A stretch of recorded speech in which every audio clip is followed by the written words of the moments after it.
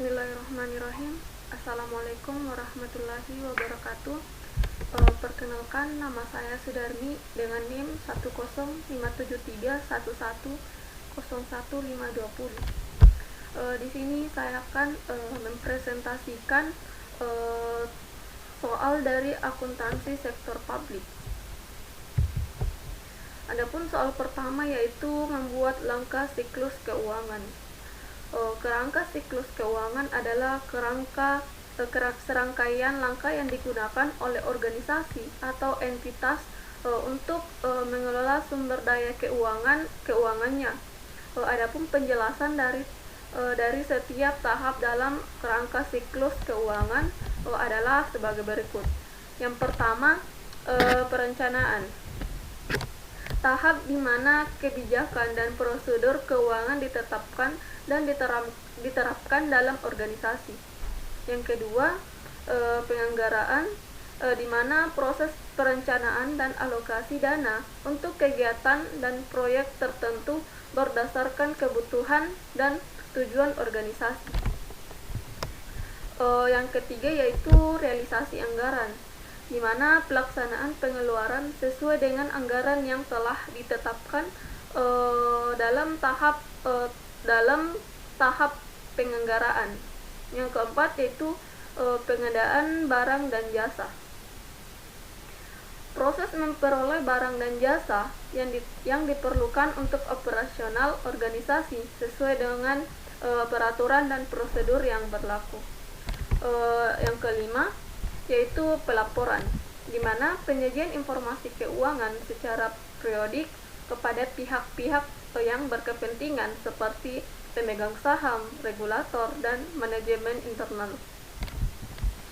Selanjutnya itu audit, di mana pemeriksaan independen terhadap laporan keuangan untuk memastikan keakuratan, kelayakan, dan kepatuhan terhadap peraturan yang berlaku. Dan untuk yang terakhir yaitu pertanggungjawaban, di mana manajer atau pihak yang bertanggung jawab atas pengelolaan keuangan memberikan penjelasan dan pertanggungjawaban atas kinerja keuangan mereka kepada pihak yang berwenang atau pemegang saham. Selanjutnya itu penyusunan laporan arus kas berbasis aktual dapat dibuat dengan menggunakan struktur berikut yang mencakup arus kas yang berasal dari aktivitas operasi pendanaan, di mana kategori arus kas. Untuk yang pertama itu arus kas masuk atau kas inflow. Kas inflow terbagi beberapa. Yang pertama itu penerimaan kas dari penjualan barang dan jasa dengan deskripsinya itu tidak ada atau kosong. Penerimaan kas dari pendapatan bunga, deskripsinya kosong. Pendapatan kas dari pendapatan dividen, penerimaan kas dari pendapatan atau penerbitan obligasi, penerbitan wesel jangka panjang, pinjaman lembaga dan pinjaman lembaga keuangan. Selanjutnya itu arus kas keluar atau kas outflow, di mana pembayaran kas kepada pemasok barang dan jasa, pembayaran kas kepada karyawan, pembayaran kas kepada pemerintah atau pajak, pembayaran kas kepada pinjaman utang, dan pembayaran kas kepada pembelian barang dan jasa. Selanjutnya itu di mana penggunaan ASP dalam proses pencatatan piutang jangka panjang dan jangka pendek.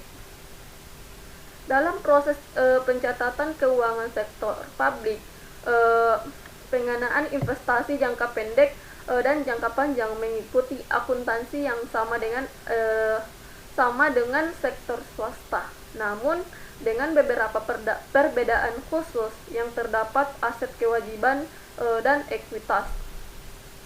Pada investasi jangka pendek biasanya dibayar dalam waktu singkat seperti beberapa bulan atau kurang dari 1 tahun. Sementara investasi jangka panjang melibatkan biaya yang dibayar dalam waktu yang lebih panjang Contohnya itu kurang lebih beberapa tahun atau lebih. Pada sektor publik, investasi jangka panjang termasuk kewajiban seperti utang dalam negeri.